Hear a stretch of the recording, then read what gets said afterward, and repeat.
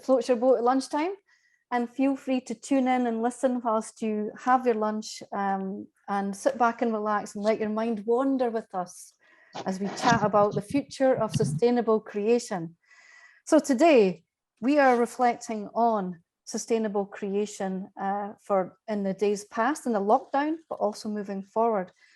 And as you can reflect back yourself on the days of the pandemic when we were in our homes, it really focused our attention on the impact we have on our environment, because it was making us reflect on the way we work, the way we live, the way we travel or don't travel, the way we make, the way we produce and consume. And we're all asking ourselves, how can we live more sustainably on our planet? We all strive to reduce our waste. We recycle, even wish cycle at times. We reduce our journeys by car and air, and we have conscious thoughts about how much travel we're doing. We try to reduce or offset our carbon. We're eating more plant-based food, and we're taking decisions on how we use our energy at home, and at times how much water we use in our garden. But how deep does this go in our workplaces, in our studios, in our creative practice? And how does it affect our decisions we make on how we create our artistic, creative and craft output?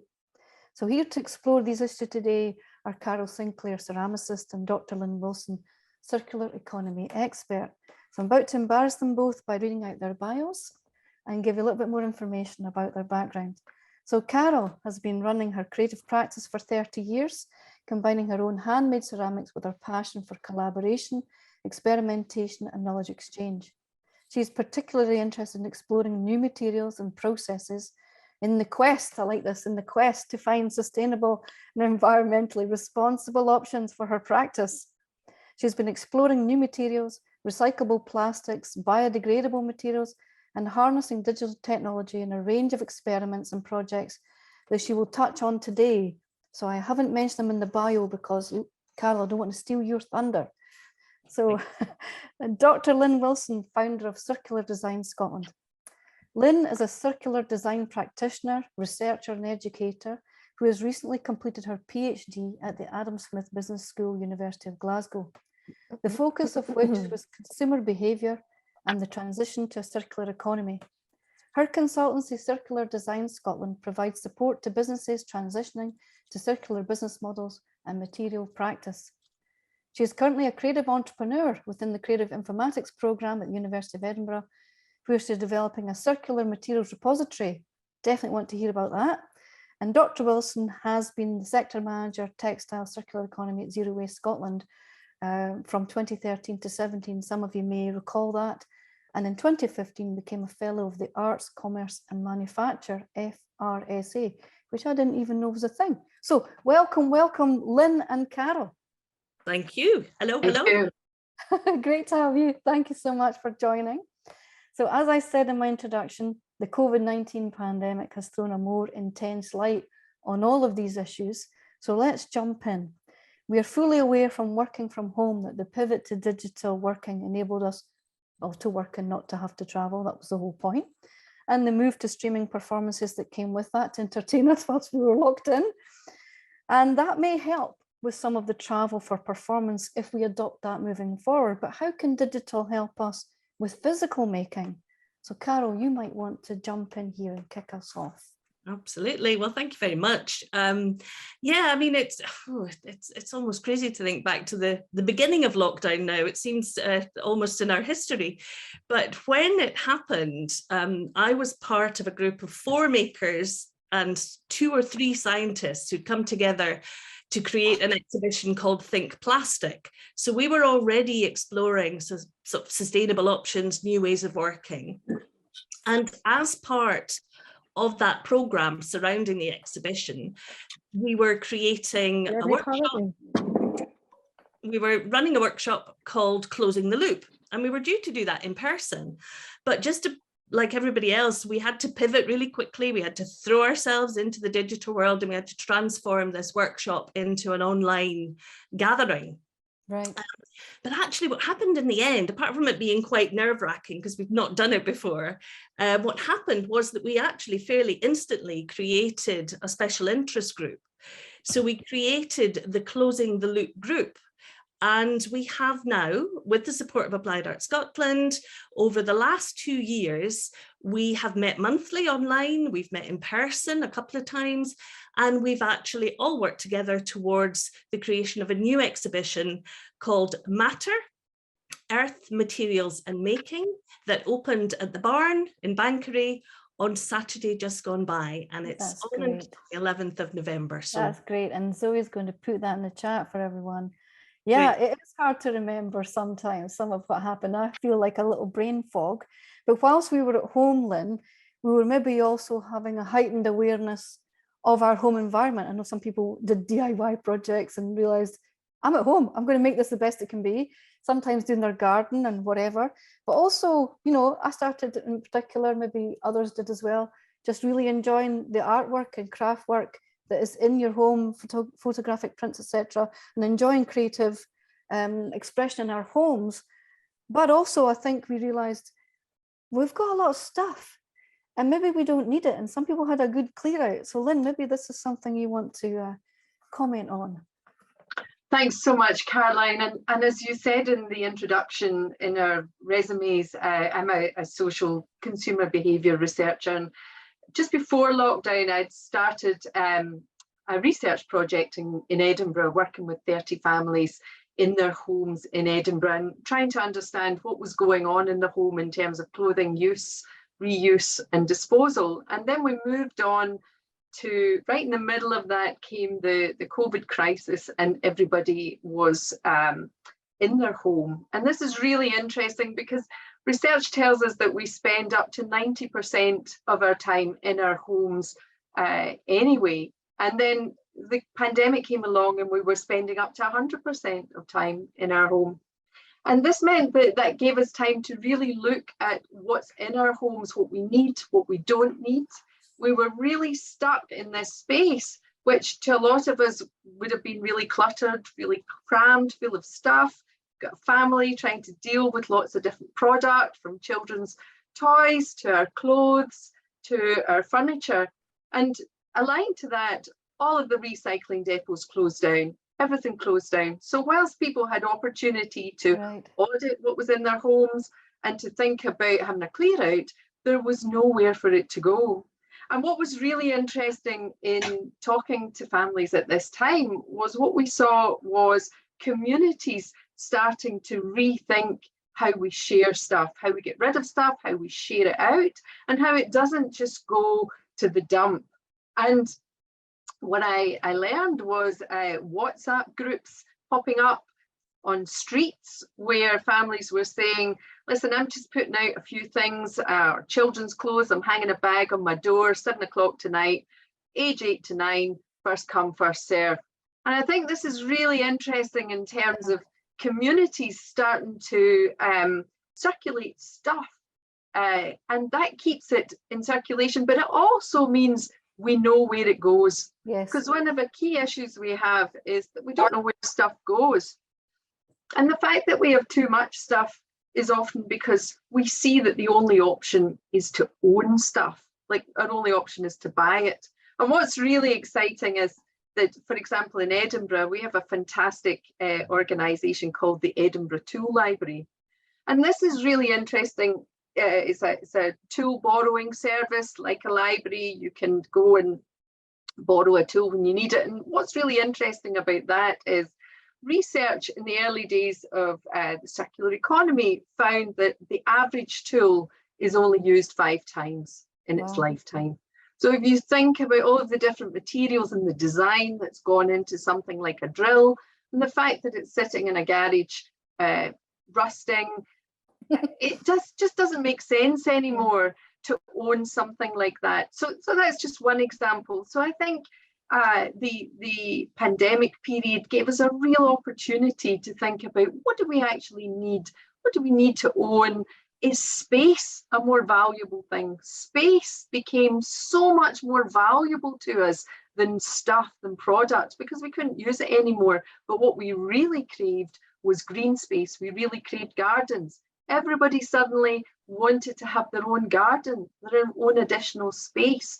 Yeah. So space and the environment and our environment became so much more important than product. So that shift in the balance is really, really interesting. It is interesting, and I'm thinking, you know, this is going to be a trend, the sharing economy, and as you say, renting our clothes, remaking clothes through remaking projects. This all sounds like it's, well, it sounds like the past in a bit, in a way, but it's also our future. It seems like we've come full circle. And Carol, I think you were sharing as well, weren't you? Absolutely. It was one of the things we did very early on with the Closing the Loop group, was we created a little project called Ready, Steady, Make, you know, a little bit like that television program where you get a big bag of goodies and you have to make it into something. We actually all cleared out our cupboards, you know, just as Lynn was saying, as makers, we're all natural hoarders. But what we did was we had a look in our cupboards and we looked for all our sort of scraps and our things that we bought in error and all of the bits and pieces that had been sort of sitting around in our cupboards. And we sent each other a box of goodies. And, you know, it's just remarkable how someone else's leftovers can actually be real gifts, real precious gifts. But of course, the other side of that is that if you've got new materials, you need the tools to work with them. And when we actually had our in-person residency at Hospital Field, one of the most exciting parts was sharing our tools. You know, how do you work with stone? How do you work with glass? How do you work with textiles if those are not your natural materials? I had taken along a panini press, which I'd been using to work my plastic. And this was, you know, because I do love to subvert a home appliance as well. And this was a life changer. I know Claire just immediately used her own. They don't have paninis in her house anymore. They're all used for plastic. But, you know, the tool side of thing is actually really important if we're starting to rethink different ways of working, and sharing those tools, as Lynn said, you know, is vital. Fantastically inspiring. Because obviously just sharing the tools has also initiated a collaboration, discussion and sharing of skills. It's great to hear that you've been sharing, and the Edinburgh Tool Library is a great example of this. But we're also seeing shortages emerge in some virgin materials. What implications does this raise, Lynn, and how can we design to reduce our reliance on those materials if we need to? Thanks for that question, Caroline. I think what's really interesting about what Carol talking about there, creating their own materials, subverting a material and a tool to come up with a new material. And what I'm seeing is more and more designers want to be in control of the supply chain. They want to create their own supply chain. So just for example, I've been doing a bit of research recently in the UK wool industry. And what I've found is that more and more designers, textile designers, are becoming crofters. They're owning their own flock of sheep, for example, because they want to create their own yarn. They want to process the fleece. They want to create their own yarn.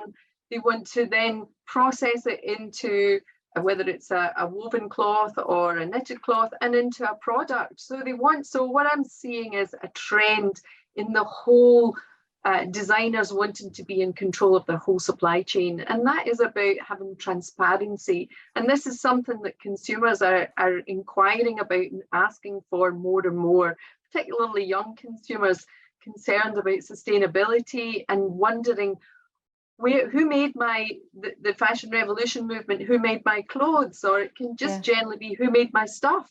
Yes. Where does stuff come from? How do I know it's ethically sourced? How do I know it's sustainable?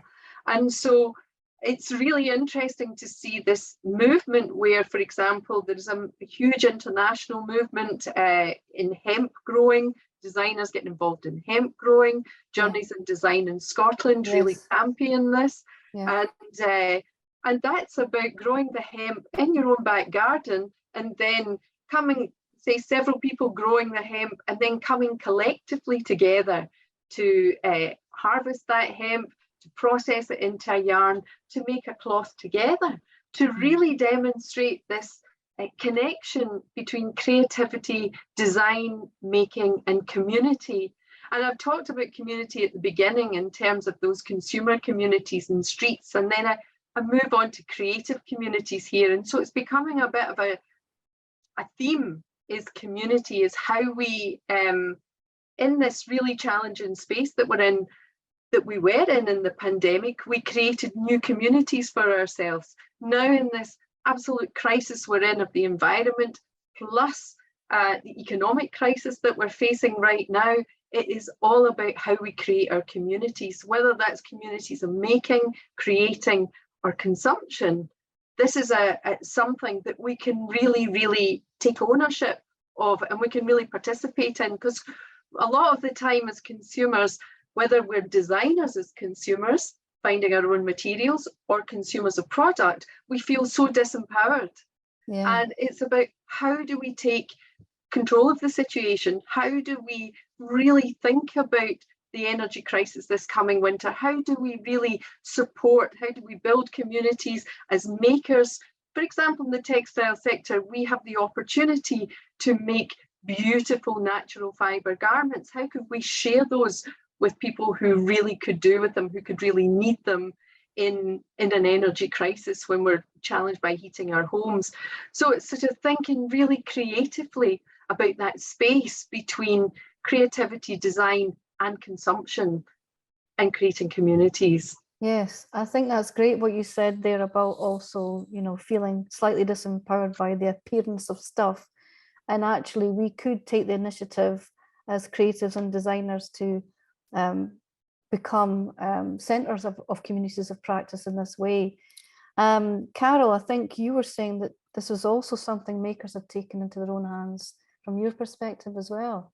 Yeah, absolutely. Really sitting here nodding at everything, you know, Lynn was saying there, that, you know, as the group, the Closing the Loop group, you know, we've been talking a lot about the way that making adds value to materials that are around us, that sort of taking control over the process, because we've talked a lot about the true cost of production.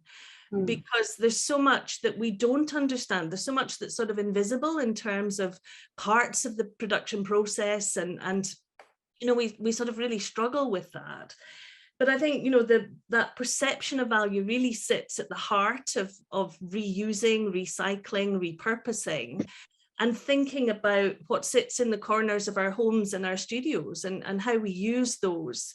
You know, so for example, you know, throwaway carrier bags from takeaway food in Lars' hands become, you know, they're not just throwaways, it's beautiful handmade plastic lace that's made into a dress.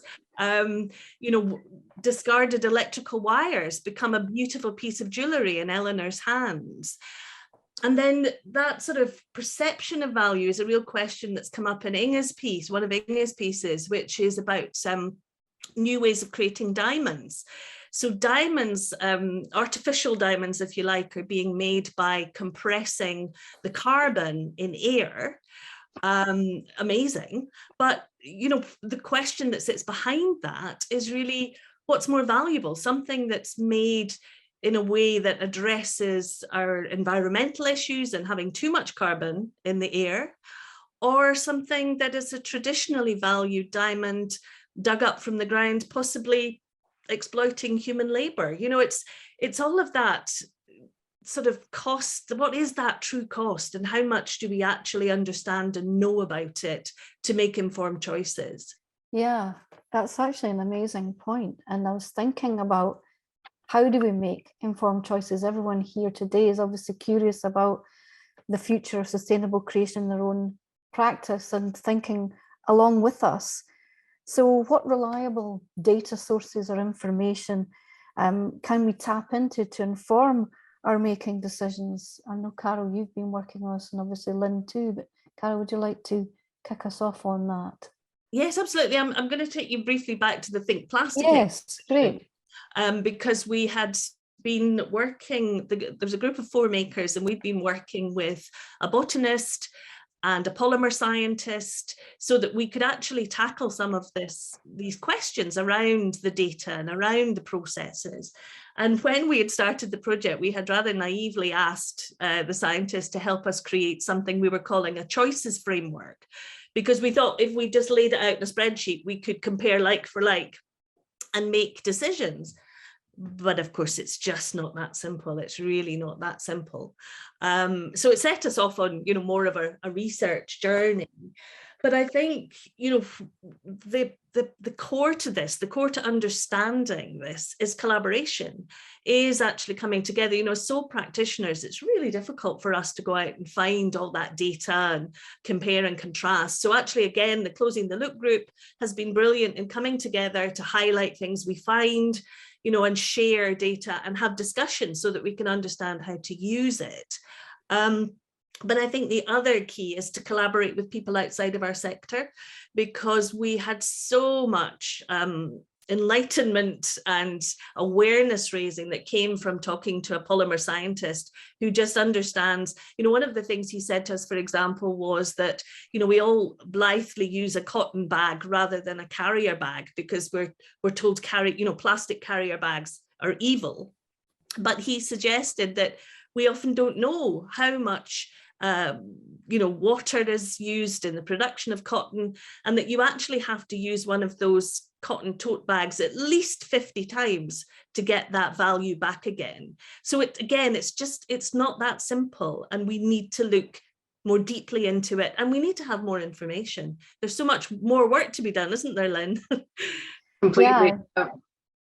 Sorry, I was just going to say, Lynn, yeah, you've been working on data on carbon as well as other things, haven't you?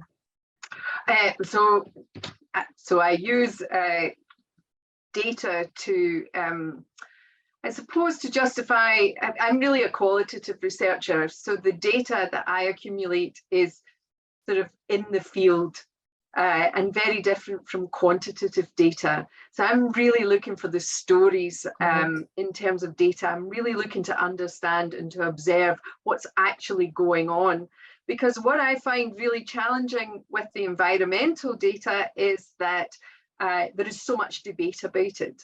And it is really challenging sometimes. And I know in my own sector, in the textile industry, in the textile sector, we have the Sustainable Higg Index. And the Higg Index for the last 25 years has been the key tool of environmental sustainability measurement in the clothing and apparel sector, the apparel and textile sector, sorry. But recently that has come into some challenges and some questions. And so I find the best data you can find is your own, is doing what Carol and her colleagues are doing, is really measuring, is experimenting, is coming up with their own evidence, and then measuring it with the reports that have been produced by the scientists. In terms of my own research, my collaborator was the Ethical Consumer Research Association. It is a data-driven ethical platform. It produces data all the time in a bi-monthly magazine, and that is rigorous data in terms of the performance of companies and products, and they do a lot of comparisons, and they're really embedded in supporting consumers to understand what are the most ethical and sustainable low carbon products available. But in terms of carbon, if we think about carbon, is a really complicated thing, and it's branded about a lot, but what does it really mean? So if we think that 80%, from a design perspective, if we think that 80% of a product's environmental impact is determined at the design stage. So all of the energy and the development of that product started then, but it's also about the design thinking. So if that product is not fully thought about in terms of its whole life cycle, so in terms of data, we're looking at the life cycle assessment of a product. We hear LCA mentioned a lot, life cycle assessment. And if we can assess as designers at the design stage, thinking about before, every time we have a little inkling of a product that we want to create, the very first question to ask ourselves is, where is it going to end up? Right. And how do we know as designers where it's going to end up? Consumers they have faster and faster life cycles, lifestyles. We have very mobile consumers because homes are becoming so expensive, and people don't necessarily own their own home. So we need more fluid use of product. We need more modular design. we need to think about how, going back to the what I was saying earlier about space. Yeah. Space is more valuable than product right now to people. And so if we think about how we design our spaces, how does our living space become our workspace? Because again, in this energy and economic crisis that the government tell us we're heading for, can you as a design practitioner afford your own studio and your own home? Do you want a more versatile space? Do you want more versatile products that help you in that respect? So whether it's about a garment that goes from being a jumper to a cardigan or a slipover, it's about, does a cupboard go to become a work surface, and how easily does that happen? How do we create that? Through zero waste design thinking, through modular design thinking, through really supporting our designers to think about what problem are they trying to solve. I myself as a designer, I'm a textile designer, and I stopped designing product in 2011 because I couldn't justify where that product was going to end up. And if I was knitting in luxury cashmere and I couldn't know that if my product went to the other end of the world, and I didn't know it was going to end up in a cupboard or landfill, whether it was hoarded or landfill, then I couldn't, for myself personally, justify what I was making. And so I think it's about, as designers, really thinking that 80% of a product's environmental impact at the design stage, how do we reduce that? Or how does that become an investment? How do we really think about our responsibility to society and how design can really be a problem solver? I think it would be good just to keep picking up on this particular thread, Lynn, and ask you, how can we redesign our processes? And obviously, Carol, you'll want to come in on this because you've done lots of redesign, but how can we redesign our processes? Is it more collaborative working? Is it digital? Lynn, would you like to expand on that? I think it's definitely, I think we're seeing evolvements of this, and Carol has talked about collaboration with a polymer scientist, but I'd like to see it go further. I mean, I was saying as a researcher, as a social science researcher, so I was a designer and then I went to social science research. And the reason I did that, because as a designer, as I said, I stopped designing product. But then I realized I needed to know a lot more about what was going on in the life of the consumer. And so the more I learn about what's going on in the world as a designer, the more I collaborate, thinking about the workplace. How many designers get the opportunity to go into another employment environment and really observe and understand what's going on in that environment, so they can begin to really reflect and think, I can see a problem there that design might be able to solve, rather than what we see a lot of the time is designers working in their studio thinking, I need to earn a living, I need to make a product, I want to create. So there's always that innate need to create, but we really need to be useful and to feel useful. And a lot of the time designers are isolated and feeling like, am I doing the right thing? I'm just churning this out, I'm hoping it's going to be sold, particularly if you have a micro business and you're making. So it's, how do we really create those platforms for collaboration? So there's an opportunity there for us to help that to happen. Exactly. The power of convening, and as I said earlier about self-initiating communities. I know that, Carol, you've redesigned your making process, and I know that there's a sense of urgency, Lynn, but it does take time, doesn't it, Carol? Yes. I mean, I'm absolutely nodding again with everything that Lynn's saying, because all of the things she said, I've been grappling with, reorganizing my practice for quite a long time. And I think, ceramics, it's one of those things that once it's fired, it's permanent, which is at one level, it's a really valuable use of resources. But on the other level, what do you do when it breaks? So really what I've been trying to do is is almost rejig, reshape those broken pieces. And actually I've started making jewellery pieces out of my, my breakages. And I think that's a really interesting way of just keeping adding value to the little bits, the leftovers, the broken parts. But then also, as Lynn was saying, sort of, I've been really trying to think about the end of life of the product. So what I've been doing is combining clay powder with a biodegradable plastic so that I can create a solid that is solid for as long as I want it to be, but actually when it's actively, it has to be industrially composted, but once it's composted, it goes back to the earth. It's neutral and non-harmful. And I'll maybe have a chance to talk about some of the other materials before we finish, but I'll just say a little bit more about other working practices, which is very much about using the digital again, going back to our very first point. So with Applied Art Scotland, again, I've been very involved in the Distance project. And that was a project to introduce makers to new immersive technologies, so virtual reality, augmented reality, of just really as an experimental approach to thinking about designing, thinking about ways of prototyping and testing.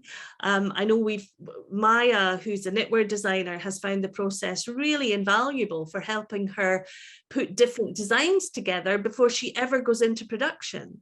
So that whole idea of really re-engineering our processes and coming at them from different perspectives, I think is absolutely the future. I think that your harnessing of online immersive technology to do distance collaboration is an amazing development, and it's great to see that. And I was privileged to see that at the Creative Tech Scotland gathering alongside an Archic 3D, moving into the haptic feedback in that world. So this is fantastic, and I know you're not going to stop. Just as we mentioned about carbon, of course, we've got Creative Carbon Scotland, which is so helpful for us in the creative and artistic and cultural community, and also Julie's bicycle. So I'll put that in the chat for reference. But you mentioned, Carol, the value of things and, the cost, I guess. I'm talking about not just the financial cost, as you were obviously referring when you talked about the human cost and the environmental cost of diamonds in that sense. And then, but you've been working with plastic. And I know you did that exhibition at the Royal Botanic Gardens where you were talking to the public about Think Plastic. But did they twig to it, or did they still see it as a throwaway item? Or are they starting to think, actually, no, it exists, we should value it as a thing, it can be recycled, it can be remade, it can be reused. And so actually, why shouldn't it be a creative object in our home? Did you see a shift at all? Yeah, I mean, I think it's partly having those conversations. I think that's why, for me, it's as important to have exhibitions, to talk about the work, to talk about the ideas, to persuade people to really just stop and think about their own practices. And I know that the conversations I had during Think Plastic were very much around people just saying, I did not know that. I didn't, Right. I think we're so used to a very sort of binary approach where things are good or they're evil. And in fact, plastic it's not plastic, it's us, the problem. It's what we do with it that's the problem. So even just to make a conscious decision to buy a biodegradable plastic, or to make the conscious decision to recycle, because there's terrible stats out there about,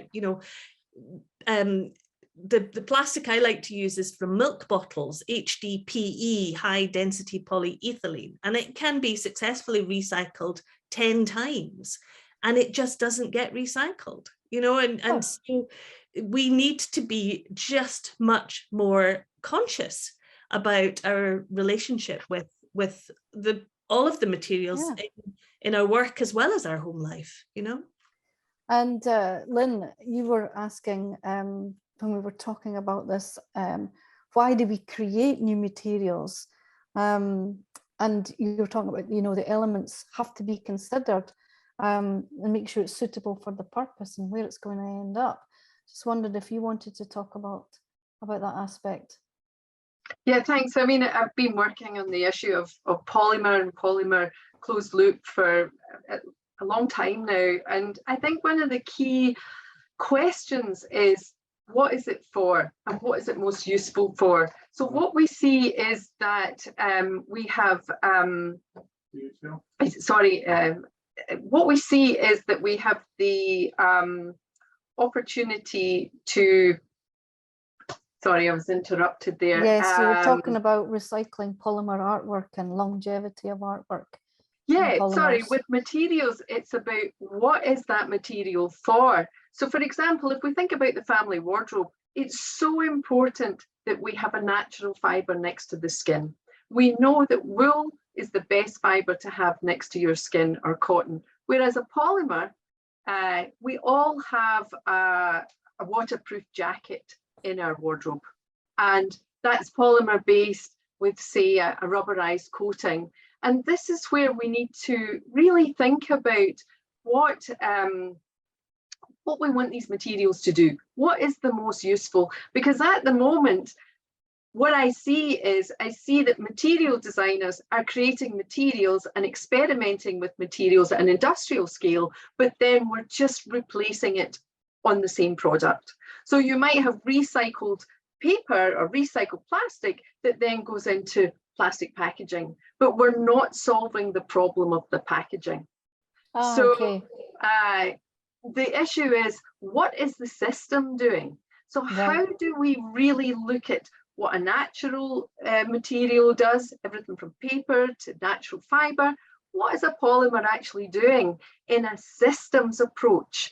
And where does these materials support the change in the system that reduces our needs for plastics, so that the rich resource of polymer that we have, because polyester, for example, and fossil fuel based materials are really important for society. We can't just turn off the tap and we can't just stop. But what we have to do is really rethink from a design perspective, and that's from a product and a systems perspective, what we actually want these new materials to do. I was just thinking about, for example, with the diamond that Carol mentioned earlier.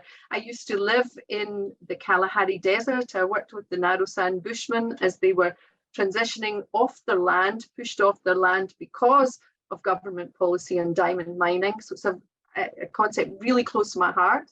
But I wonder, if we make synthetic diamonds, are they strong enough to replace the industrial process that we want diamonds to do? Or is it just that aesthetic? And if it is the aesthetic, how important is that? Do we want like for like on a diamond ring? Or do we want those new materials to do something really important for society from a design perspective that reduces our overall carbon and helps us to get to net zero?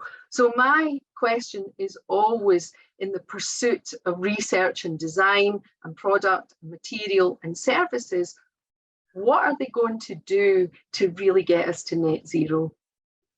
That's fantastic, because it just feels like there is so much that we need to know before we can make these informed decisions.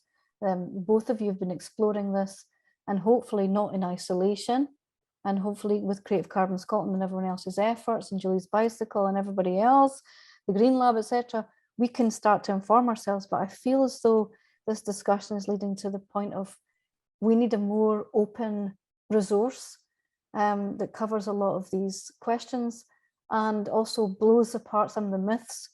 I mean, this cotton bag that actually 50 times before its values is recycled back, and that a milk bottle can be recycled 10 times but isn't. And also you want to know that the material you're using can withstand the purpose you're now applying it to. So I think there's a lot more to do.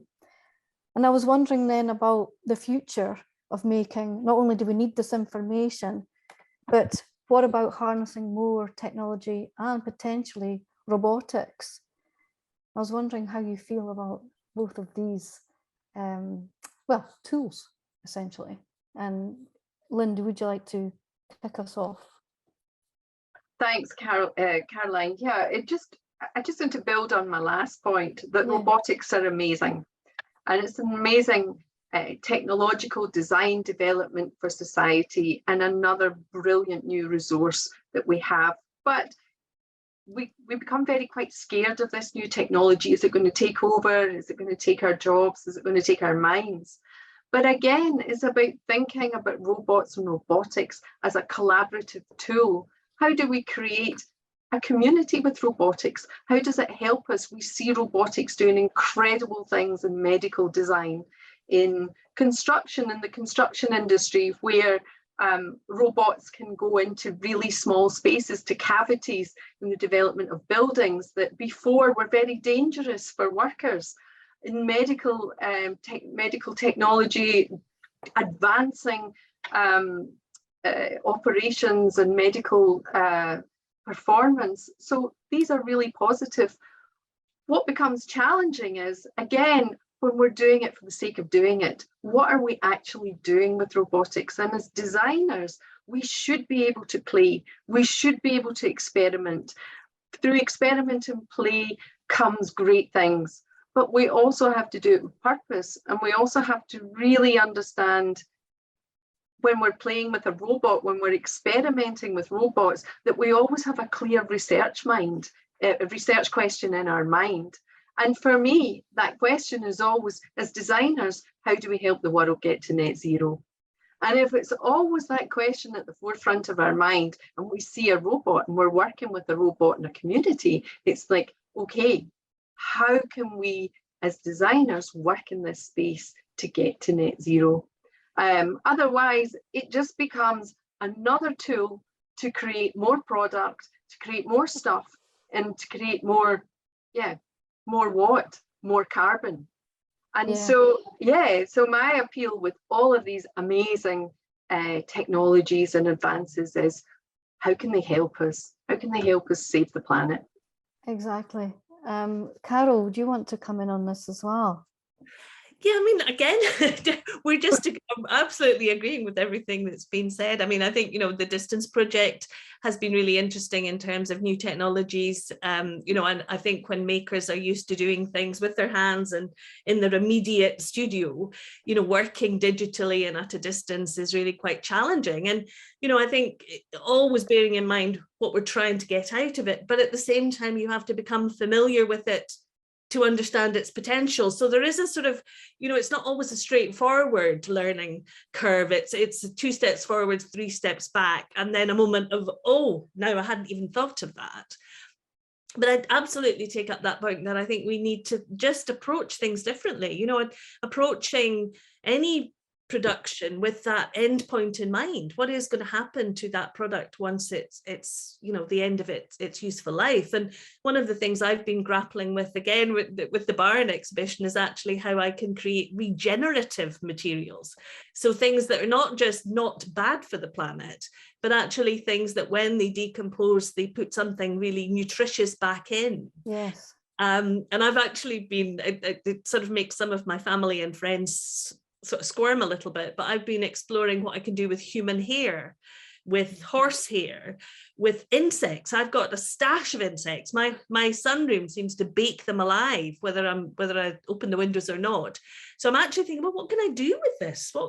This is a really interesting resource. What do I do with it?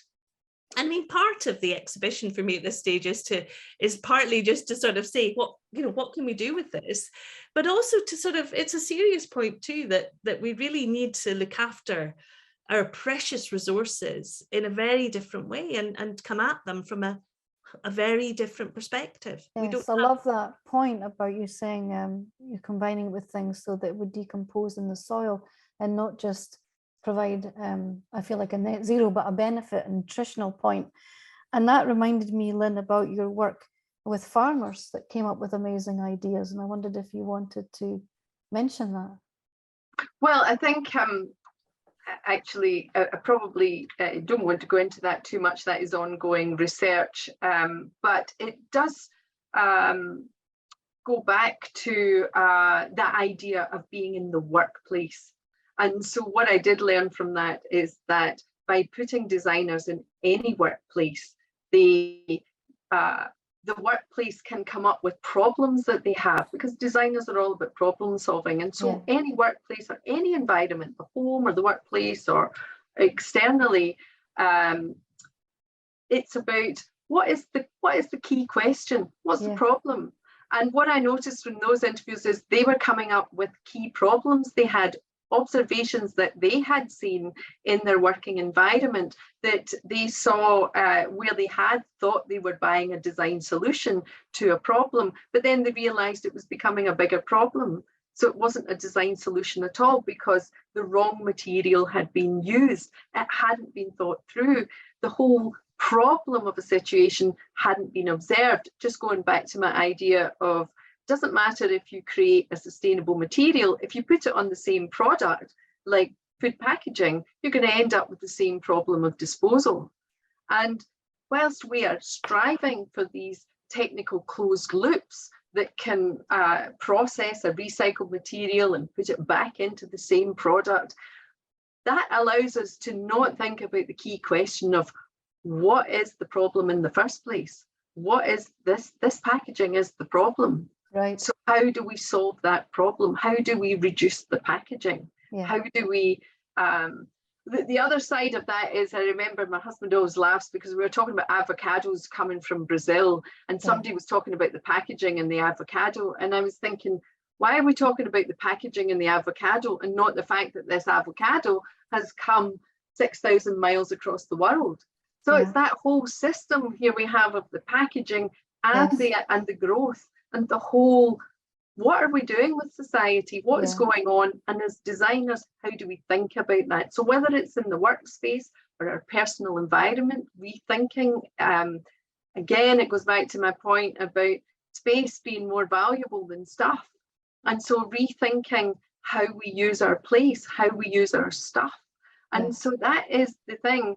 In the work environment with the farmers, they were looking at their, I was asking them what was, what were some of the challenges they had, and they were able to, things that they were thinking off the top of their head, they were saying, well, actually, I've seen this, and I think if we did it this way, if it could be designed in this way, it would be so much more beneficial for the welfare of the animals and the welfare of society.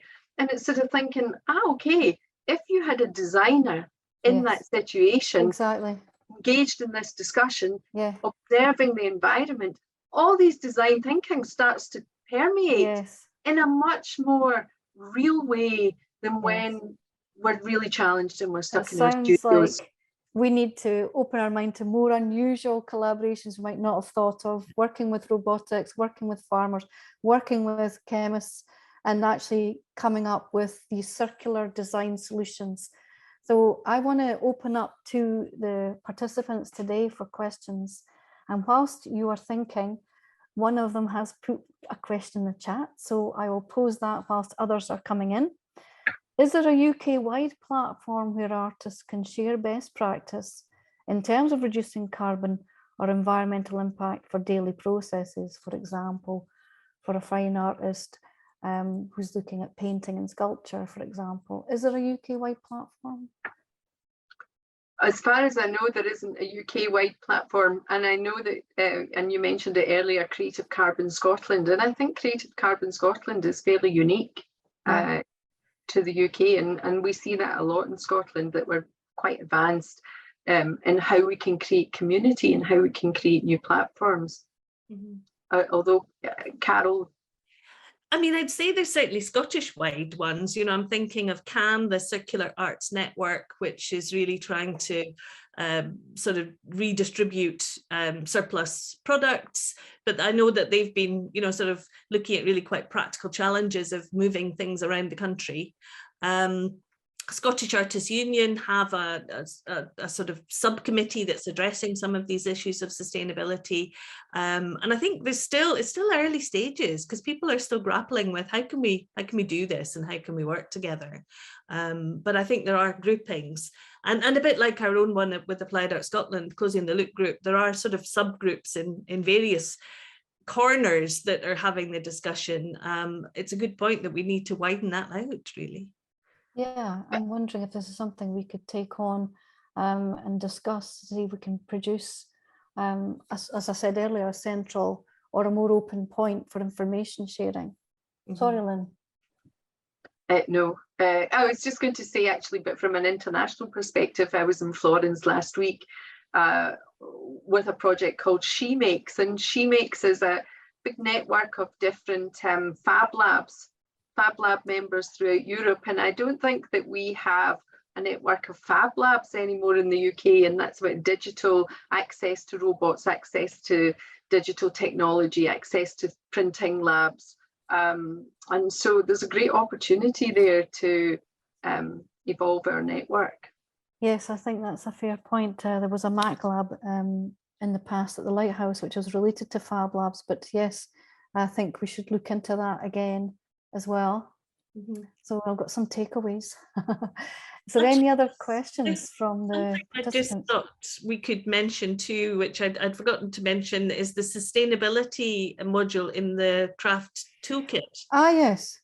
Which has just been launched, and it's a method of trying to help people sort of actually plot out these things. It's a digital toolkit, crafttoolkit.com, and it's free for people to use, and it's not just for craftspeople, you know, it works for all creatives, so it's there. So great, thank you for mentioning that. Caroline, can I chip in very quickly? Yes. Hi, hello everyone, and thank you so much for your insights, Carol and Lynn. I just want to plug Creative Edinburgh a little bit at this moment, if I can. We are looking for creative practitioners who could share their current practice if they are using circular production methods or looking to proactively be more sustainable in their practice. We do have a dedicated section in our monthly newsletter which is devoted to that, and we're very happy to share your projects in that newsletter. But we also have a member spotlight, which could be an interview in a blog post, or it could be a video which showcases your practice. So we are trying to help our members, currently 5,450 people, to share what they are doing in this area. We're not a sustainability focused organization, but we have just launched our sustainability policy, and we will be sharing that with you shortly. And we're developing a sustainability action plan, which will be very much a call to action as well. And we are launching our new website in November, which will include resources relevant to sustainability issues. So please remember about us as well. And thank you again, Ola. Cheers. Plug from the sponsor. So we're now going to close. Sorry, I don't have time for that final question, unfortunately. I just want to say thank you to Carol Sinclair and Dr. Lynn Wilson. If you would like to hear more from Carol and Lynn, they're involved in 2 events coming up. Lynn is speaking on World Circular Textile Day on the 8th of October at InSpace at the University of Edinburgh, and Zoe will post a link in the chat for that. And Carol's group exhibition is opened at the Barn at Bankery, and that runs till 11th of November. And again, we'll post that link in the chat. I think it was actually at the start as well. And Edinburgh Futures Institute has launched a range of events that are academic-led public talks around multidisciplinarity, collaboration, and working with data-driven innovation. And 2 or 3 of those are in the creative space. So you may want to check out their new series and see if any of those would be of interest to you. So back to you, Zoe, at Creative Edinburgh. Thank you so much for hosting us today. And thank you to all our participants for coming along and listening intently to our chat on sustainable creation. Thank you so much. Thanks, everyone. So I've just finished posting all the links in the chat. Thanks, Zoe. That's fine. So really excited to have you all here in the room. I'm just going to stop the recording.